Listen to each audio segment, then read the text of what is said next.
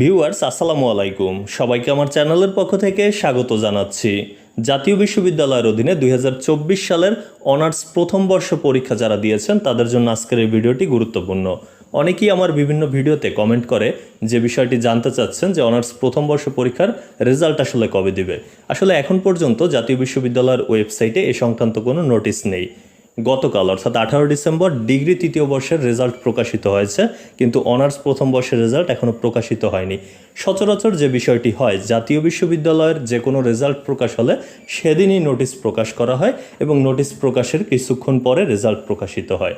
তো যে বিষয়টি হচ্ছে অনার্স প্রথম বর্ষের রেজাল্টের ব্যাপারে আমরা জাতীয় বিশ্ববিদ্যালয়ের নির্ভরযোগ্য সূত্রগুলো থেকে যতটুকু জানতে পেরেছি তারা আমাদেরকে জানিয়েছেন যে আগামী সপ্তাহে অর্থাৎ 24 ডিসেম্বরের মধ্যে যে কোনো সময় প্রকাশিত হওয়ার সম্ভাবনা রয়েছে।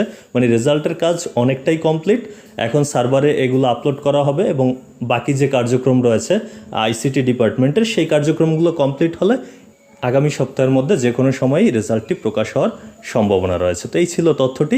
যখন রেজাল্ট সংক্রান্ত নোটিশ আসবে সেই নোটিশের পূর্ণাঙ্গ তথ্য নিয়ে আপনাদের সাথে আলোচনা করব। সেই ভিডিওগুলো দেখার যদি দেখতে চান তাহলে আমার চ্যানেলটি সাবস্ক্রাইব করে বেল বাটনটি অন করে রাখুন। এতক্ষণ সাথে থাকার জন্য অসংখ্য ধন্যবাদ।